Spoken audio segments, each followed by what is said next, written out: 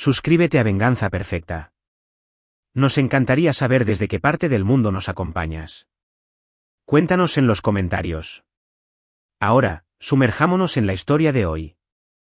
Las puertas de la sala de urgencias se abrieron de golpe cuando Carlos Torres entró cargando a su hijo de 6 años.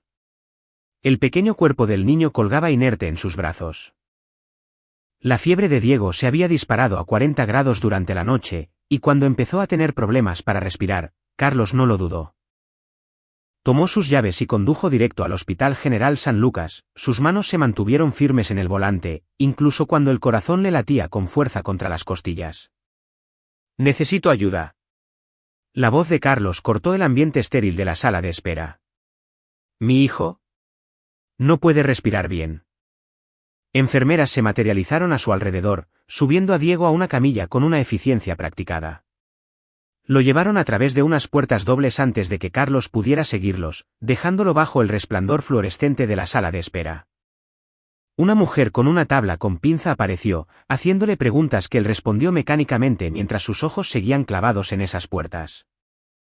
Nombre, seguro, historial médico, contacto de emergencia. ¿Su esposa?, preguntó la mujer. ¿Deberíamos llamarla? Está fuera de la ciudad, dijo Carlos. Viaje de negocios en Guadalajara. Ya le mandé un mensaje. La expresión de la mujer cambió ligeramente. Algo que podría haber sido compasión o juicio, Carlos no sabría decirlo. Había dejado de intentar explicar su matrimonio a los extraños. Valeria viajaba constantemente por la fundación de su familia. La Fundación Garza, establecida por su abuelo en la década de 1950 y ahora administrada por su padre, Sergio. Trabajo caritativo, le llamaban, eventos de networking, galas de recaudación de fondos y reuniones de la junta directiva en hoteles caros. Carlos era gerente de proyectos en una empresa constructora cuando se conocieron. 5 años después, lo seguía siendo. Los Garza nunca le habían perdonado del todo a su hija por casarse por debajo de su nivel social. Pasó 1 hora, luego 2. Carlos caminaba de un lado a otro por la sala de espera, con sus botas de trabajo rechinando sobre el linóleo. Había venido directo de la casa en jeans y una vieja camisa de franela, ni siquiera había pensado en cambiarse. A su alrededor, otras familias esperaban con sus propios terrores, con sus propias oraciones. Finalmente, un médico salió. «Señor Torres, soy el doctor Reyes. Su hijo tiene una infección respiratoria grave. Lo hemos estabilizado, pero hay complicaciones». El estómago de Carlos dio un vuelco. ¿Qué tipo de complicaciones? Sus vías respiratorias están inflamadas, más de lo que esperaríamos de una infección estándar. Necesitamos hacer más pruebas, pero existe la posibilidad de una condición subyacente, algo crónico, el doctor Reyes dudó. He consultado con un especialista. Dada la gravedad, podría ser necesaria una cirugía para colocar un dispositivo respiratorio permanente. ¿Permanente? La palabra se sintió pesada en la boca de Carlos. Una traqueotomía. Aseguraría que pueda respirar si la inflamación llega a poner en peligro su vida.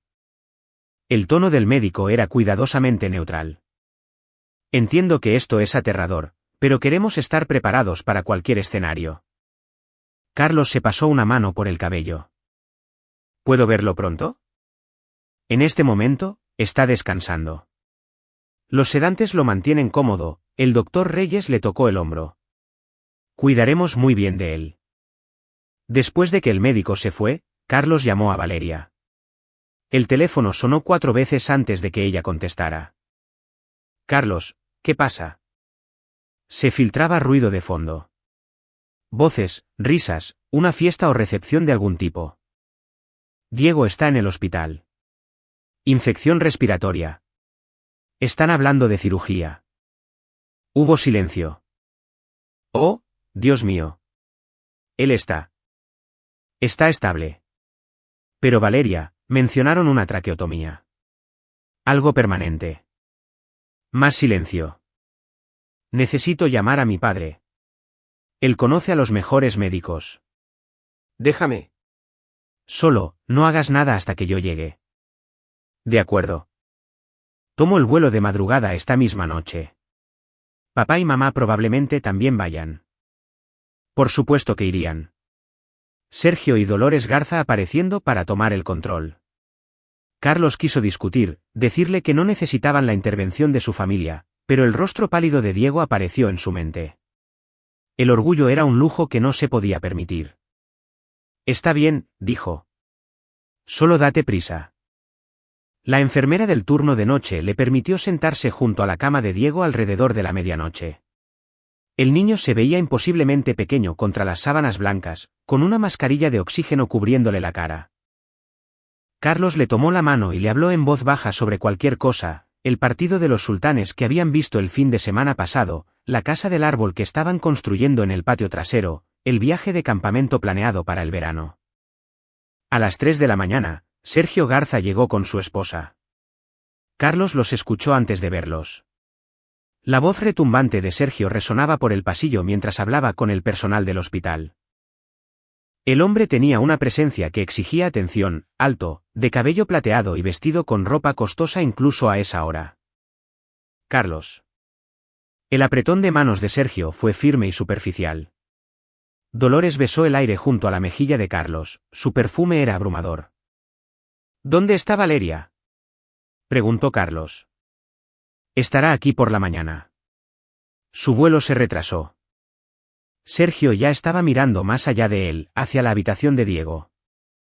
Hemos organizado una consulta con el doctor Marcos Chapa. Es el jefe de neumología pediátrica en el Hospital Santa Catarina. Si la cirugía es necesaria, él es el indicado para hacerla. ¿El doctor? Reyes no ha dicho que sea definitivamente necesaria. ¿El doctor? Reyes es perfectamente competente para casos de rutina, interrumpió Dolores con suavidad. Pero Diego es nuestro nieto. Se merece absolutamente lo mejor. Entraron en la habitación de Diego y Carlos los siguió, sintiéndose una vez más como un forastero en su propia familia. Sergio habló con la enfermera nocturna, haciendo preguntas con la confianza de alguien acostumbrado a recibir respuestas inmediatas. Dolores se quedó junto a la cama de Diego, con una mano perfectamente arreglada descansando sobre el barandal. Pobre bebé, murmuró. No te preocupes, mi amor. La abuela ya está aquí. La mandíbula de Carlos se tensó. Diego era su hijo. Él había sido quien estuvo ahí toda la noche. El que lo había llevado de urgencia al hospital. El que lo había abrazado cuando no podía respirar. Pero señalar eso solo iniciaría una pelea, y Diego no necesitaba eso. Al amanecer, llegó el doctor Chapa. Un hombre de complexión delgada, con lentes de armazón metálico y un aire de competencia. Examinó a Diego minuciosamente, revisó los expedientes y consultó con el doctor Reyes. Cuando salió de la consulta, su expresión era grave. La inflamación es preocupante, dijo, dirigiendo sus palabras principalmente a Sergio. Dada la rápida progresión y el historial de problemas respiratorios de su nieto. Él no tiene un historial de problemas respiratorios, interrumpió Carlos. Tuvo bronquitis una vez, hace 2 años. Eso es todo. El doctor Chapa echó un vistazo a su tableta. Según los registros proporcionados por la familia, ha tenido múltiples episodios. ¿Qué registros? Soy su padre. Yo lo sabría. Hubo una pausa incómoda. Sergio dio un paso al frente. Carlos, trabajas muchas horas. Valeria se encarga de la mayoría de las citas médicas de Diego. Tal vez algunas cosas se te escapan. La implicación quedó en el aire. Mal padre, padre ausente, padre negligente. Las manos de Carlos se cerraron en puños. Quiero ver esos registros. Por supuesto, dijo el doctor Chapa rápidamente. Pero en este momento, necesitamos tomar una decisión sobre el tratamiento. Dada la gravedad, recomiendo la intervención quirúrgica. Un dispositivo respiratorio permanente eliminaría el riesgo de... Necesito hablar con mi esposa primero. Naturalmente, la sonrisa de Sergio no le llegó a los ojos.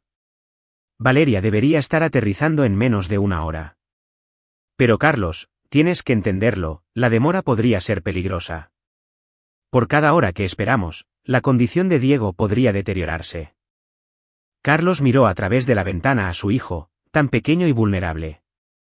El miedo se enroscó en su pecho, apretándolo con fuerza. ¿Y si Sergio tenía razón? ¿Y si esperar era la decisión equivocada? Esperaré a Valeria, dijo finalmente. Los Garza intercambiaron una mirada. Por supuesto, dijo Dolores. Entendemos. Las decisiones familiares deben tomarse en conjunto. Pero algo en su tono hizo que los instintos de Carlos se alertaran. Había pasado 5 años navegando por las sutiles corrientes de la política de la familia Garza, aprendiendo a leer las cosas que no se decían. Y en ese momento, cada uno de sus instintos le gritaba que algo andaba mal. Solo que aún no sabía qué. Valeria llegó a las 8:30 de la mañana luciendo exhausta y elegante, incluso con ropa de viaje. Abrazó brevemente a Carlos antes de apresurarse a la habitación de Diego, seguida por sus padres. Carlos observó por la ventana cómo ella le acariciaba el cabello a Diego, con las lágrimas rodando por su rostro. Cuando salió, su expresión era de determinación. Eso lo explica todo. El doctor Chapa es el mejor. Deberíamos hacer la cirugía. Valeria, ¿podemos hablar en privado? Encontraron una sala de consultas vacía. Carlos cerró la puerta. Algo no se siente bien. Este doctor está hablando de un historial de problemas respiratorios que Diego no tiene. ¿Y esta cirugía? Es permanente. ¿No deberíamos buscar una segunda opinión? El doctor Chapa es la segunda opinión. La voz de Valeria sonaba tensa por el estrés. Carlos, sé que tienes miedo. Yo también tengo miedo. Pero mis padres tienen conexiones con los mejores profesionales médicos del estado. Tenemos que confiar en ellos. Tus padres nunca me quisieron en esta familia.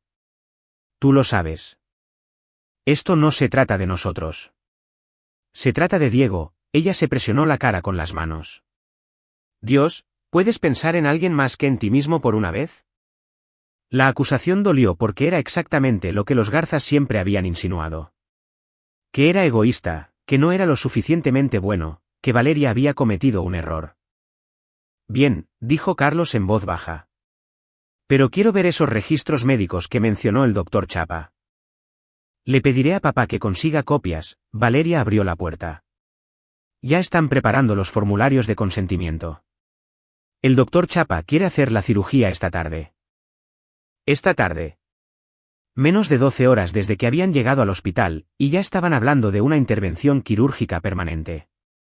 La inquietud de Carlos se hizo más fuerte. Pero, ¿qué opción tenía? Todos los demás, los médicos, Valeria, los padres de ella, estaban de acuerdo en que esto era necesario. Tal vez él era el que estaba equivocado. Estaba firmando el papeleo en la estación de enfermeras cuando alguien lo agarró del brazo.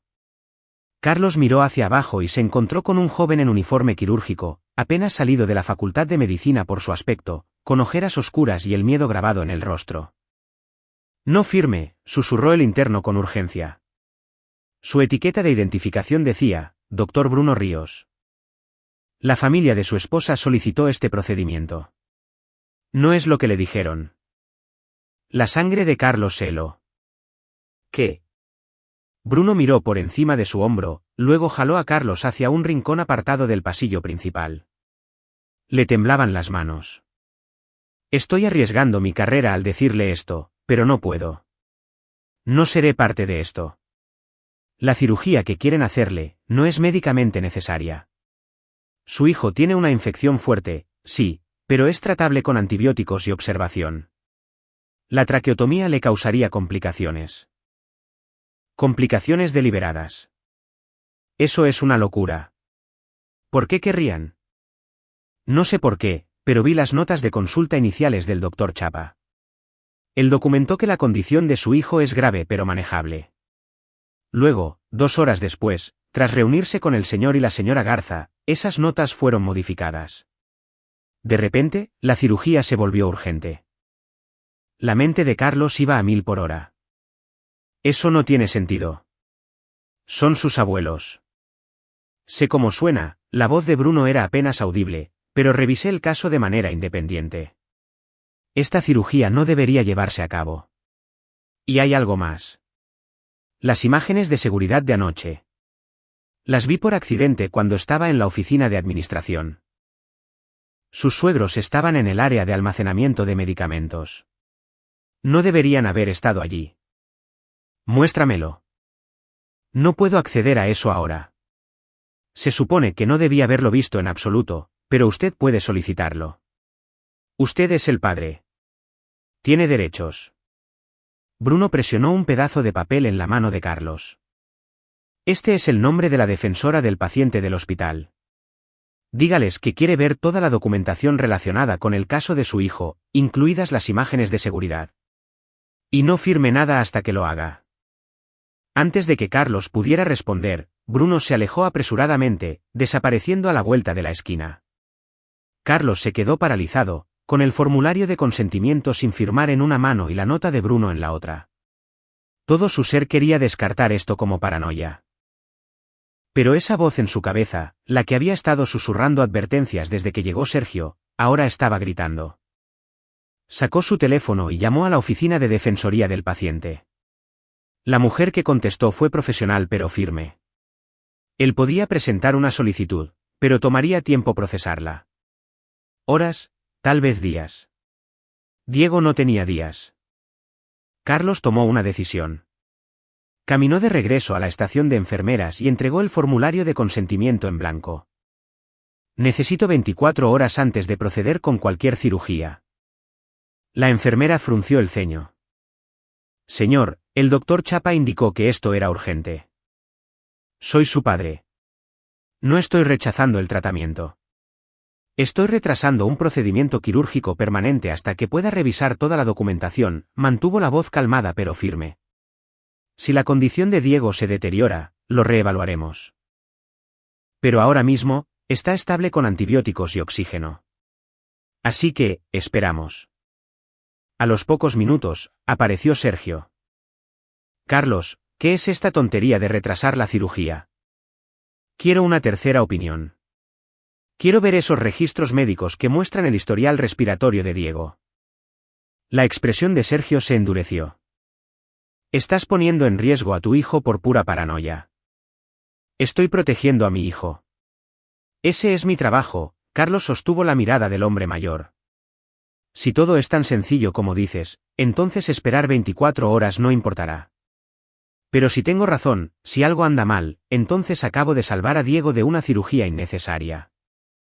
Por un momento, algo parpadeó en el rostro de Sergio. Enojo, miedo. Desapareció demasiado rápido para que Carlos pudiera identificarlo. Estás cometiendo un error, dijo Sergio con frialdad. Pero es tu hijo. Por ahora. La amenaza en esas últimas dos palabras era inconfundible. A Carlos no le importó. Regresó a la habitación de Diego y se acomodó en la silla junto a la cama. A través de la ventana, podía ver a los Garza en una acalorada conversación con Valeria.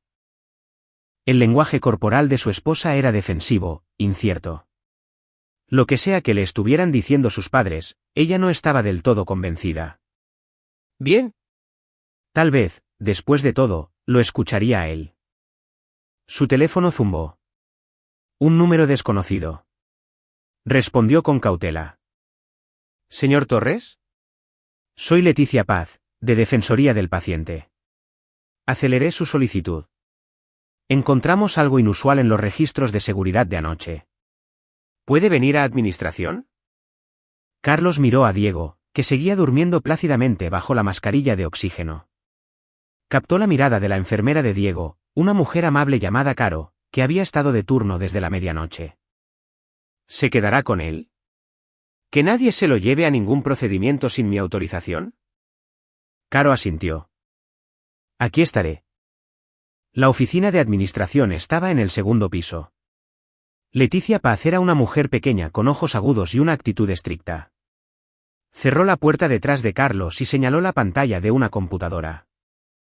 Estas imágenes son de las 2:47 de la madrugada, dijo. El almacenamiento restringido de medicamentos en el cuarto piso. El vídeo era granulado pero lo suficientemente claro. Sergio y Dolores Garza estaban en un pasillo y con ellos había un empleado del hospital en uniforme. No era personal médico, sino alguien del departamento de farmacia. Hubo un intercambio de dinero. No fue sutil, no estuvo escondido.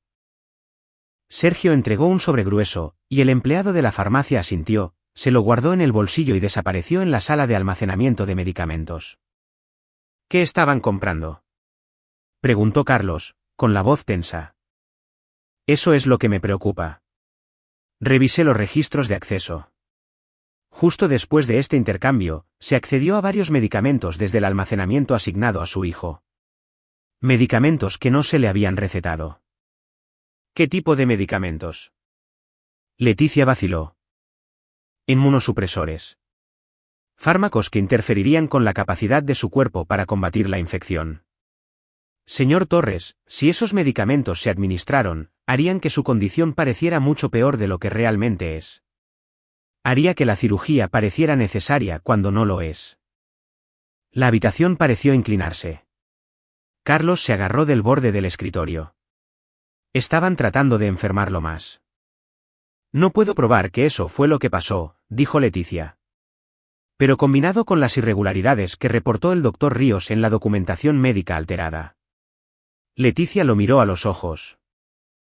Señor Torres, creo que alguien está intentando dañar a su hijo, o al menos crear una situación en la que una intervención perjudicial parezca justificada. ¿Por qué? La pregunta brotó de él. Son sus abuelos. ¿Por qué harían? No lo sé, pero ya me comuniqué con la seguridad del hospital y con el asesor legal. Esto está ahora oficialmente bajo investigación. Sacó una tarjeta de presentación. Este es el detective Marco Vargas, de la policía. Se especializa en casos de fraude médico. Ya lo he puesto al tanto. Carlos tomó la tarjeta con los dedos entumecidos. Sus suegros, las personas que habían cargado a Diego en su bautizo, que le habían comprado regalos de cumpleaños extravagantes, que habían sonreído en las fotos familiares. Habían intentado lastimarlo. Pero, ¿por qué? Sonó su teléfono. Era Valeria. Contestó. Carlos, ¿dónde estás? Papá está furioso. Está amenazando con solicitar la custodia de emergencia, diciendo que estás poniendo en peligro a Diego al rechazar el tratamiento. Su voz era aguda, llena de pánico. Por favor, solo firma los formularios. No puedo lidiar con ellos en este momento. Valeria, escúchame con atención. Tus padres sobornaron a un empleado del hospital anoche. Hicieron que alteraran medicamentos. Han estado tratando de enfermar más a Diego para justificar una cirugía que no necesita. Silencio. Luego. Eso es una locura. Tengo pruebas en vídeo. El hospital ha iniciado una investigación y necesito saberlo. ¿Lo sabías? ¿Fuiste parte de esto? ¿Parte de qué? Carlos, suenas paranoico. Responde a la pregunta. No. Ella ya estaba llorando. No sé de qué estás hablando. Mis padres no lo harían. Ellos aman a Diego. Nos aman. ¿Te aman a ti o aman controlarte? La voz de Carlos fue dura. Piensa, Valeria. ¿Por qué querrían que Diego necesitara una intervención médica permanente? ¿Qué les daría eso? Otro largo silencio. Cuando Valeria volvió a hablar, su voz era pequeña. ¿Custodia? ¿Qué? Hace 6 meses, el abogado de papá actualizó su testamento. Lo vi cuando estaba en su casa. Diego es el principal beneficiario del fideicomiso de la Fundación Garza, pero solo si está bajo el cuidado de miembros de la familia que se consideren aptos para administrar sus intereses. Tomó un respiro tembloroso. Había una cláusula sobre necesidad médica. Si Diego requiriera atención especializada a largo plazo, los fiduciarios podrían solicitar la custodia para garantizar el manejo adecuado de sus necesidades médicas y de su herencia. Las piezas encajaron en su lugar con una claridad horrible. Los Garza nunca habían aceptado a Carlos. Lo toleraban por el bien de Valeria, pero habían estado esperando una oportunidad. Diego era el heredero de la fortuna de los Garza. El nieto que continuaría con el nombre y el legado de la familia. Pero no si era criado por un gerente de construcción de clase trabajadora que nunca encajaría en su mundo. Enfermar al niño, hacerlo permanente, demostrar que el padre era negligente o incapaz. Obtener la custodia, controlar al heredero. Era monstruoso y era perfectamente legal si lograban salirse con la suya. ¿Dónde estás ahora mismo?, preguntó Carlos. Con mis padres. Querían discutir. Oh, Dios. Su voz se quebró. Querían discutir la petición de custodia. Ya tienen los documentos redactados. Dijeron que era solo una precaución en caso de que te volvieras inestable. Aléjate de ellos ahora mismo. Encuéntrame en la habitación de Diego. Carlos, son mis padres. Intentaron matar a nuestro hijo para enfermarlo. Tú misma lo dijiste. Lo necesitaban vivo, pero dependiente. Ellos no realmente. Pero ella no pudo terminar la oración. La duda ya estaba allí, venenosa y creciente. Valeria, por favor, confía en mí. Ya. Ya voy. La línea se cortó. Carlos corrió de regreso a la habitación de Diego. Caro todavía estaba allí, y gracias a Dios, Diego estaba exactamente como lo había dejado. La respiración del niño era regular, su color mejor que el que tenía hace horas. Los antibióticos estaban funcionando. ¿Nadie ha entrado?, preguntó Carlos. El doctor Chapa vino a revisarlo, pero le expliqué que usted no autorizó ningún procedimiento. No le agradó la noticia, pero se fue. 5 minutos después, llegó Valeria. Su rostro estaba pálido, su maquillaje perfecto ahora corrido. Miró a Diego, luego a Carlos, y algo en su expresión se derrumbó. Quiero ver el vídeo, susurró. Fueron juntos a la oficina de Leticia Paz. Valeria vio el vídeo de seguridad en silencio, con la mano presionada sobre su boca. Cuando terminó, cerró los ojos. ¿Cómo pudieron? Las palabras fueron apenas audibles. ¿Cómo pudieron? Porque nunca vieron a Diego como a su propia persona, dijo Carlos en voz baja. Es un heredero, un activo que debe ser administrado. Y yo soy el obstáculo. Valeria estaba temblando. ¿Qué hacemos? Protegemos a nuestro hijo y nos aseguramos de que paguen por lo que intentaron hacer. El detective Vargas llegó en menos de una hora. Era un hombre alto y moreno, con una expresión cansada y ojos cautelosos. Entrevistó a Carlos y a Valeria por separado, se llevó copias de los vídeos de seguridad y revisó los expedientes médicos de Diego junto con el equipo legal del hospital. Esto es preliminar, les advirtió. Pero hay suficiente aquí para una investigación. Fraude médico, intento de poner en peligro a un menor, posiblemente más cosas dependiendo de lo que encontremos. Pero los Garzas son personas influyentes. Esto no será sencillo. No me importa lo complicado que sea, dijo Carlos. Intentaron lastimar a mi hijo. Vargas asintió. Le creo. Pero esto es lo que pasará a continuación. Se blindarán con abogados de inmediato. Afirmarán que el vídeo está siendo malinterpretado. Que cualquier irregularidad con la medicación fue un accidente. Que su preocupación por la salud de Diego es genuina. Incluso podrían darle la vuelta a esto y afirmar que usted es el negligente por rechazar el tratamiento médico. ¿Entonces se saldrán con la suya? La voz de Valeria fue tajante. Yo no dije eso, pero deben estar preparados para una pelea. Vargas los miró a ambos. Mientras tanto, el hospital está restringiendo el acceso de los Garza a Diego. No pueden tomar decisiones médicas sin que ambos padres estén presentes, y les sugiero que consideren conseguir su propio abogado. Esto se va a poner feo. Después de que Vargas se fue, Carlos y Valeria se sentaron juntos en la habitación de Diego. El sol se estaba poniendo, pintando las paredes de dorado. Su hijo dormía plácidamente, ajeno a la guerra que se libraba por él. Debí haberlo visto antes, dijo Valeria. Todas esas veces que papá insistía en estar involucrado en las citas médicas de Diego.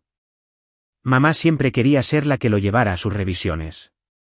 Pensé que solo estaban tratando de ayudar. Son tus padres. Confiaste en ellos. Intentaron lastimar a mi bebé, miró a Carlos y sus ojos eran de hielo. He terminado. Hagan lo que hagan, sean cuales sean las amenazas que hagan, ya no quiero saber nada de ellos. Era un comienzo. Pero Carlos sabía que no sería suficiente. Los Garza no aceptarían simplemente la derrota. Tenían dinero, influencia y décadas de experiencia manipulando sistemas a su favor. Una investigación policial podría llevar meses. Y mientras tanto, estarían trabajando para socavar a Carlos y Valeria en todo momento. No, esperar por la justicia no era suficiente.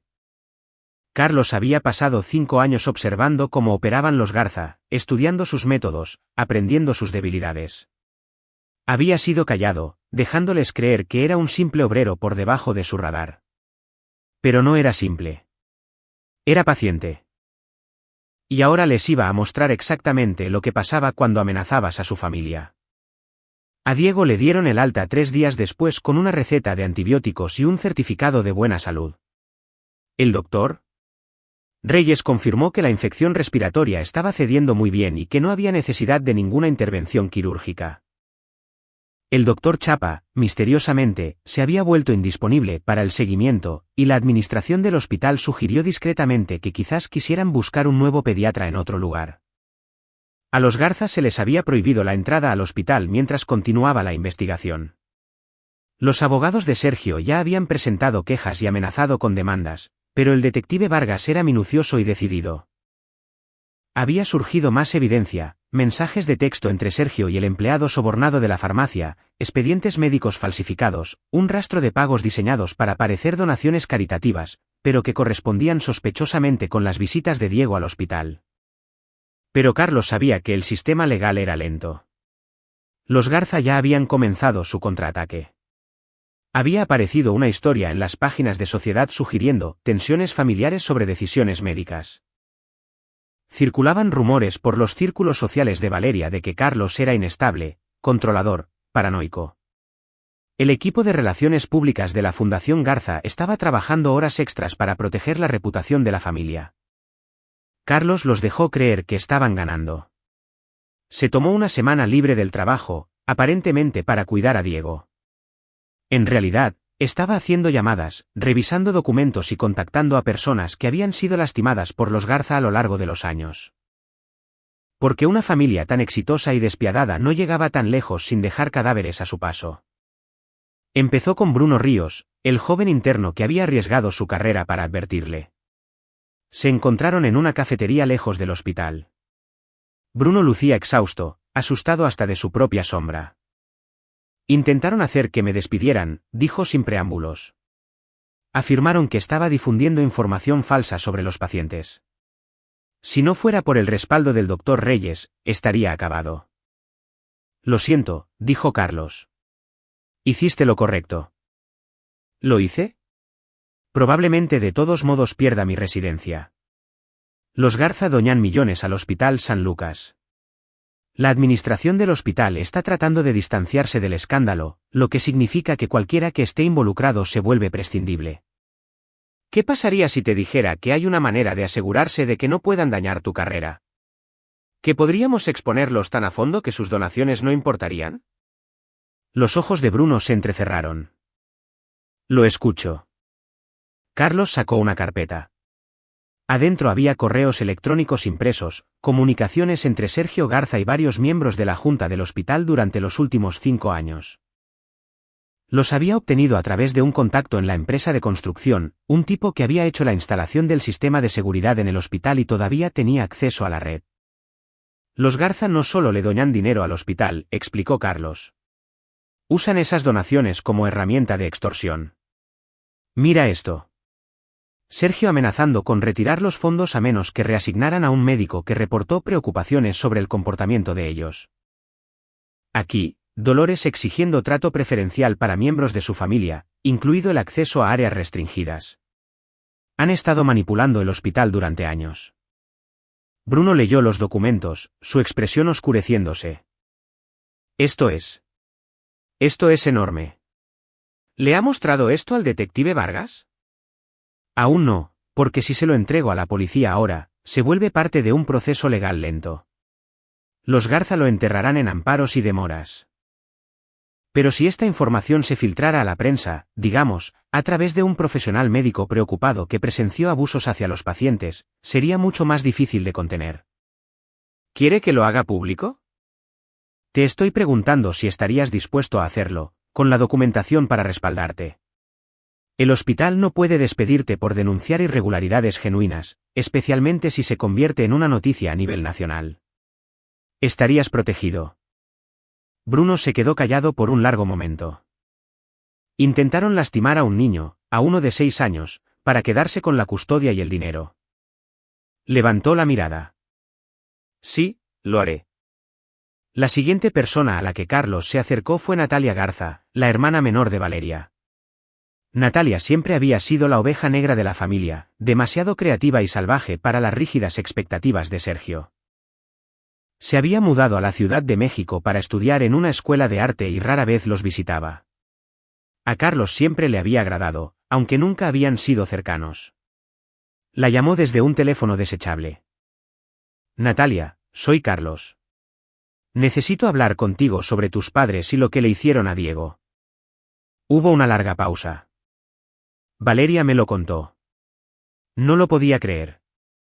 Necesito tu ayuda. Otra pausa. ¿Por qué te ayudaría? Quiero decir, creo que son capaces de hacerlo.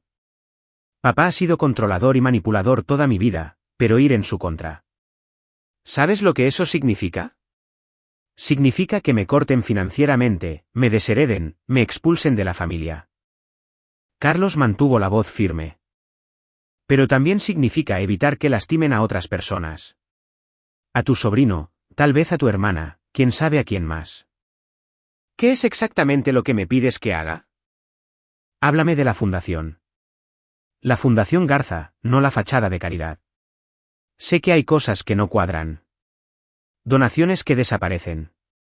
Proyectos que nunca se materializan. Tu papá ha estado usando esa fundación para algo, y no es solo para beneficios fiscales. Natalia soltó una risa amarga. Eres más inteligente de lo que ellos creían. Sí, la fundación está sucia. Me di cuenta de eso hace años. Esa es parte de la razón por la que me fui. No quería estar involucrada en lo que sea que estuvieran haciendo. ¿Puedes probarlo? Tal vez. Todavía tengo acceso a algunos archivos antiguos de cuando trabajé ahí durante la universidad. Papá nunca se molestó en revocar mis credenciales. Creo que se le olvidó que las tenía, pero si las uso, él lo sabrá. Para cuando lo sepa, será demasiado tarde. Natalia se quedó callada tanto tiempo que Carlos pensó que había colgado. Luego dijo: Está bien, pero quiero algo a cambio. Cuando esto termine, quiero a Valeria y a Diego a salvo. ¿Me lo prometes? Eso es todo lo que siempre he querido. Entonces tenemos un trato. La tercera pieza vino de una fuente inesperada, el propio detective Vargas. Vargas llamó a Carlos un sábado por la mañana. Señor Torres, ¿puede venir a la delegación? Hay alguien aquí que quiere hablar con usted. Ese alguien era Elena Macías, una mujer de unos 70 años con cabello gris platinado y una expresión feroz. Estaba sentada en la sala de interrogatorios con el porte de alguien que se había pasado la vida luchando. La señora Macías perdió a su nieto hace 7 años, explicó Vargas. Negligencia médica en el Hospital San Lucas. Ha estado intentando demandar durante años, pero el caso se queda estancado en los tribunales una y otra vez. La Fundación Garza donó una nueva ala al hospital justo después de que se presentó mi demanda, dijo Elena, su voz era dura. De repente, los doctores que habían estado dispuestos a testificar cambiaron de opinión. Los registros desaparecieron. Presionaron a mis abogados para que abandonaran el caso y mi nieto siguió muerto. Carlos sintió un escalofrío. Los Garza estaban involucrados. Sergio Garza estaba en la junta del hospital, todavía lo está. Se aseguró de que esa demanda nunca llegara a ningún lado porque habría expuesto problemas en el área de pediatría, la misma unidad que su familia usa para sus preciados nietos. No podía permitir que la mala publicidad afectara la atención médica de su familia. Empujó una carpeta al otro lado de la mesa. He pasado 7 años investigando a los Garza. Cada trato sucio, cada funcionario sobornado, cada escándalo encubierto. Nunca pude hacer nada con esto porque solo soy una anciana sin recursos. ¿Pero usted? Usted los ha asustado.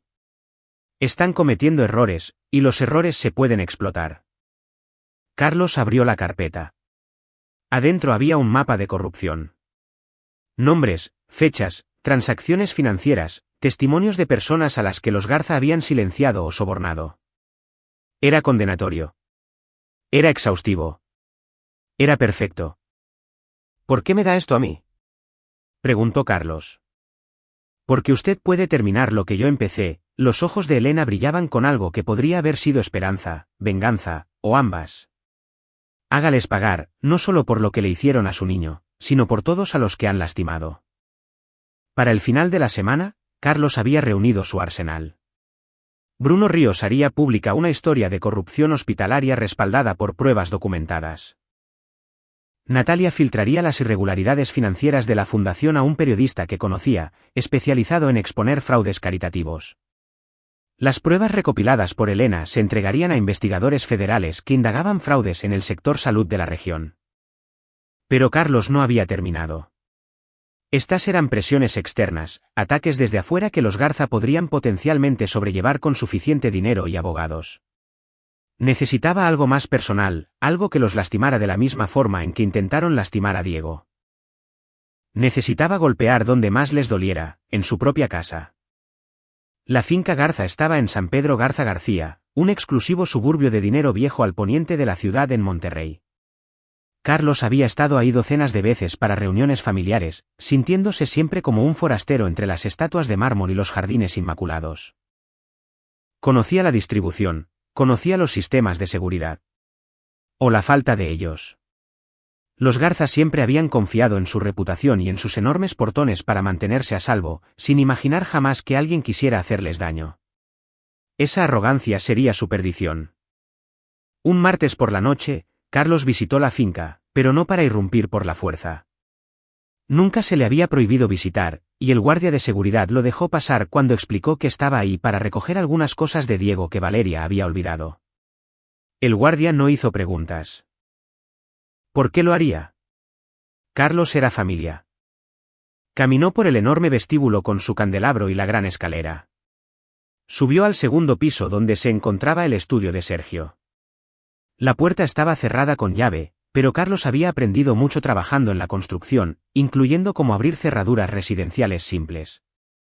Adentro, encontró exactamente lo que buscaba, los archivos personales de Sergio. El hombre llevaba un registro meticuloso de todo. Un hábito de sus días como banquero, contratos, estados financieros, correspondencia con abogados, médicos y políticos. Todo esto cuidadosamente organizado y criminalmente incriminatorio. Carlos fotografió todo, cada página, cada documento, cada prueba de los tratos corruptos de los Garza. Le tomó 2 horas, y su corazón latía a 1000 por hora todo el tiempo, esperando que alguien entrara de golpe y lo atrapara. Nadie lo hizo. Cerró el estudio con llave tras él, bajó las escaleras, le dio las gracias al guardia de seguridad y se alejó en su coche con gigabytes de evidencia en su teléfono. Esa noche, se sentó en su pequeña casa, con Diego durmiendo arriba y Valeria a su lado en el sofá, y organizó todo. Hizo copias, encriptó archivos, los envió a cuentas de correo electrónico seguras y al almacenamiento en la nube. Se aseguró de que, incluso si algo le sucedía a él, la evidencia sobreviviría. ¿Estás seguro de esto?, preguntó Valeria. Su rostro estaba demacrado, exhausto por semanas de estrés. Nos van a destruir. Lo sabes, ¿verdad? Una vez que esto se haga público, usarán todos los recursos que tengan. Que lo intenten. La voz de Carlos era serena. Cometieron un error crítico, Valeria. Me subestimaron. Pensaron que solo era un simple trabajador que tuvo suerte de casarse contigo. Nunca se molestaron en verme de verdad. ¿Qué es lo que no vieron? Que soy paciente. Que presto atención. Que no olvido, la miró. Y que amo a mi hijo más de lo que ellos aman su reputación. Valeria se apoyó en él. Siento no haber visto lo que eran. Por haber dejado que se acercaran a Diego. Por... ¿Basta? Esto no es tu culpa, ¿entendido? Yo sabía cómo eran. Sabía que eran controladores y manipuladores. Simplemente nunca pensé que llegarían tan lejos. Nadie espera que sus padres sean capaces de lastimar a su nieto. Carlos le besó la coronilla. Pero ahora lo estás viendo. Eso es lo que importa. La noticia estalló el lunes por la mañana. Bruno Ríos dio una conferencia de prensa frente al Hospital General San Lucas, flanqueado por el Dr. Reyes y otros 2 médicos que habían presenciado el comportamiento inapropiado de los Garza a lo largo de los años. Lo expuso todo: el empleado sobornado de la farmacia, los registros médicos falsificados, el patrón de la familia Garza de usar donaciones para manipular las operaciones del hospital. Para el mediodía, la noticia estaba en todas partes: noticias locales, noticias nacionales, revistas médicas. La junta directiva del hospital anunció una investigación de emergencia. Varios administradores renunciaron silenciosamente. El martes, se publicó la historia del fraude financiero. El amigo periodista de Natalia publicó una exhaustiva investigación sobre la Fundación Garza, revelando años de malversación disfrazada de caridad. El dinero que se suponía que debía ir a hospitales infantiles y programas de educación había sido canalizado a empresas fantasma propiedad de los socios de Sergio. Evasión fiscal, lavado de dinero, todo estaba ahí. El SAT anunció una auditoría en cuestión de horas. El miércoles, Elena Macías apareció en la televisión matutina contando su historia sobre su nieto fallecido y el papel de la familia Garza en el encubrimiento de la negligencia médica que lo mató. Fue calmada, digna y devastadora.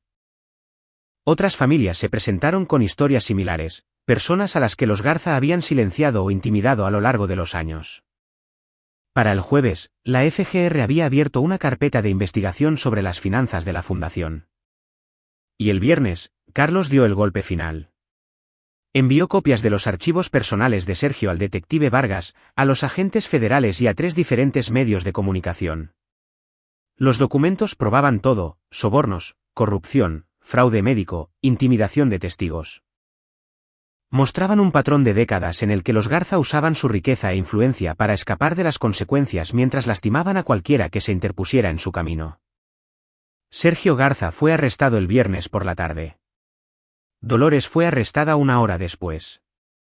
Los cargos incluían conspiración para cometer fraude médico, poner en peligro a un menor, soborno, evasión fiscal y fraude electrónico. Su fianza se fijó en 85 millones de pesos para cada uno. Carlos vio la cobertura de las noticias desde la sala de su casa. Diego jugaba con bloques de Lego en el suelo junto a él. Valeria estaba sentada a su otro lado, agarrándole la mano con tanta fuerza que pensó que le rompería los dedos. ¿Realmente se acabó?, susurró ella. Aún no, dijo Carlos. El juicio llevará meses. Pelearán cada cargo. Pero sí, la parte importante ya terminó. Ya no pueden lastimar a Diego. Eso es lo que importa. En la pantalla, Sergio Garza estaba siendo sacado de su mansión esposado. Su cabello plateado estaba despeinado, su costoso traje arrugado. De repente, parecía viejo y disminuido.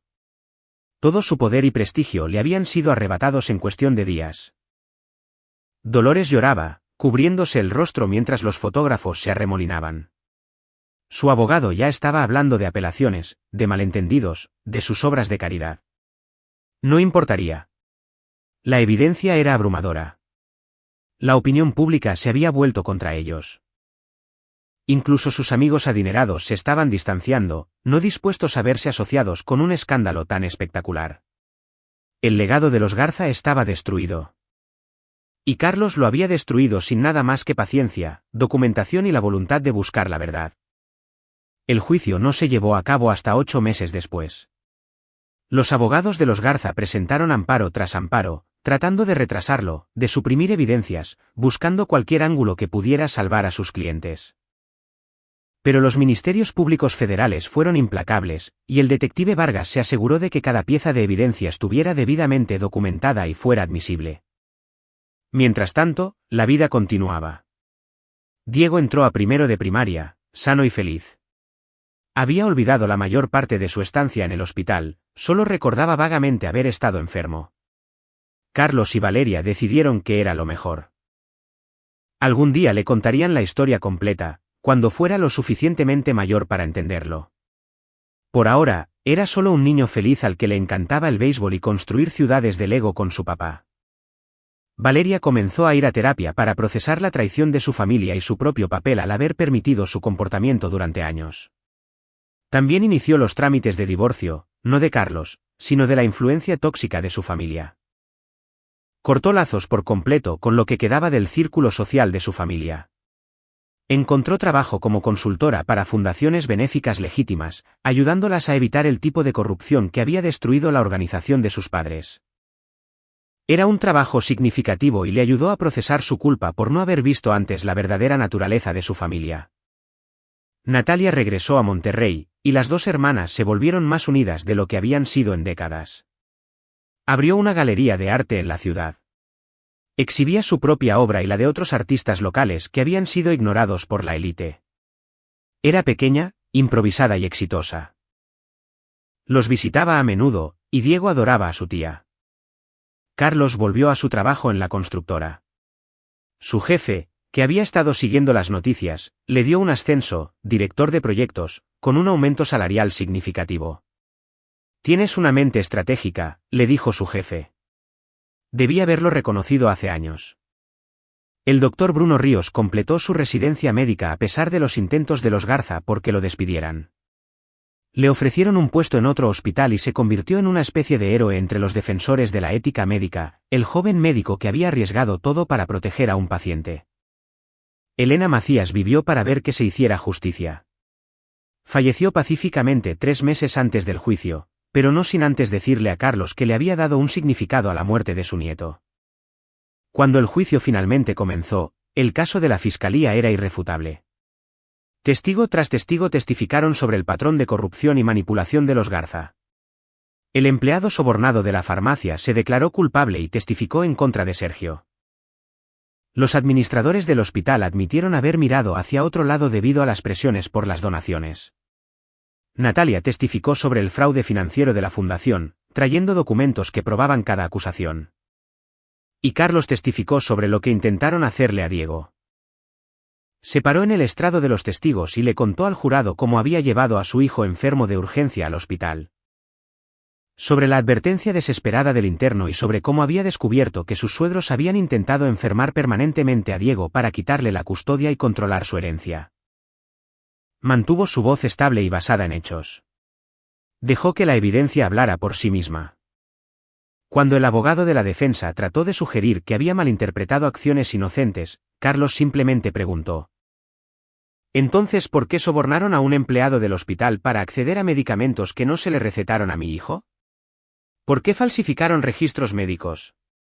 ¿Por qué tenían preparados los documentos de custodia incluso antes de que Diego enfermara?»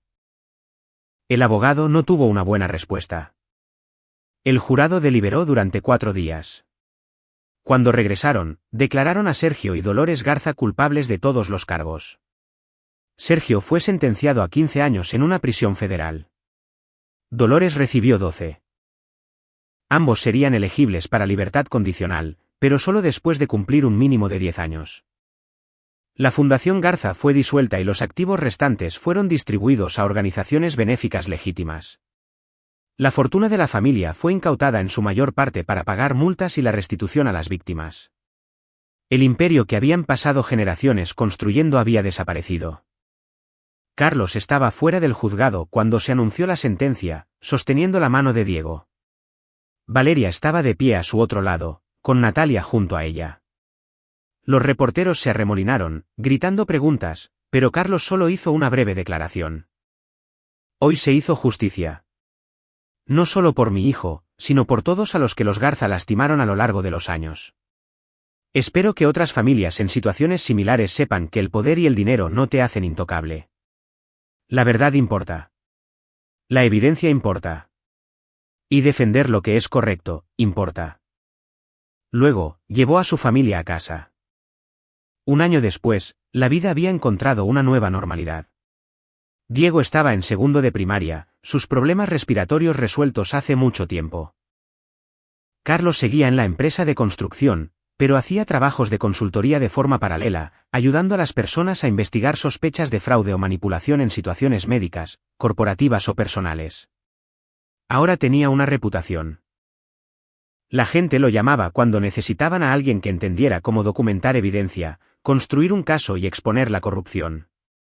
Nunca cobraba mucho. No se trataba del dinero. Un sábado por la tarde de otoño, Carlos estaba sentado en su patio trasero viendo a Diego jugar en la casa del árbol que finalmente habían terminado de construir. Valeria estaba a su lado leyendo un libro. El aire era fresco, y las hojas se tornaban doradas y rojas. ¿Alguna vez te arrepientes?, preguntó Valeria de repente. Haberlos hundido tan por completo. Carlos consideró la pregunta. Se arrepentía de haber destruido el legado de la familia Garza, enviando a los padres de su esposa a prisión. ¿De haberse ganado de enemigos a algunas de las personas más ricas y poderosas de la ciudad?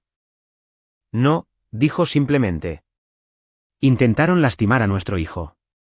De eso no hay vuelta atrás. Lo sé. Yo solo. Bajó su libro.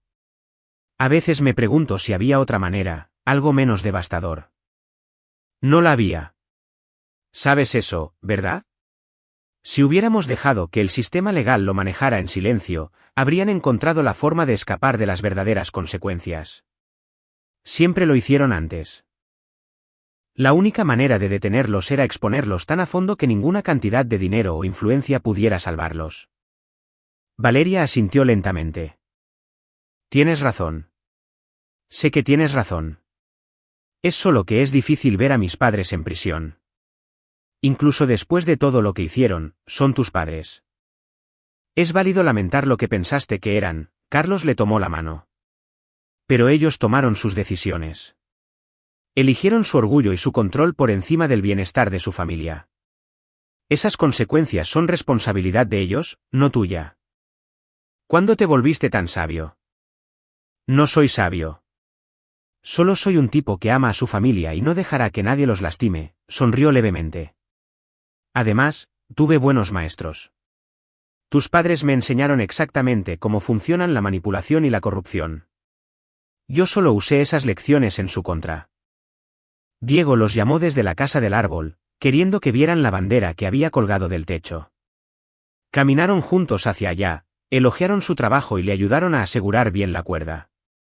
Cosas normales de familia, el tipo de momentos que los Garza habían intentado robarles.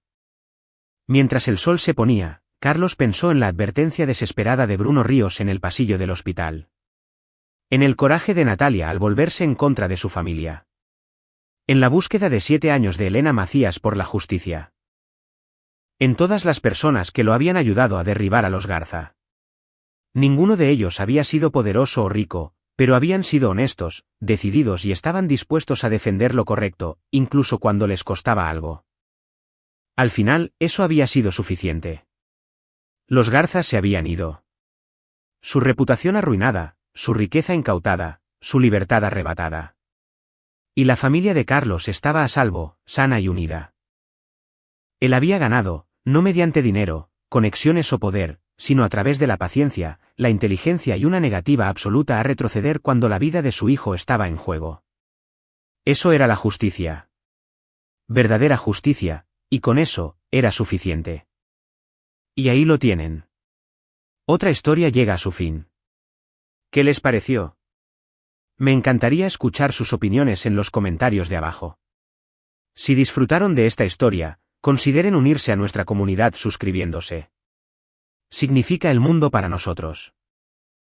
Para más historias como esta, echen un vistazo a los vídeos recomendados en pantalla, y nos vemos en la próxima.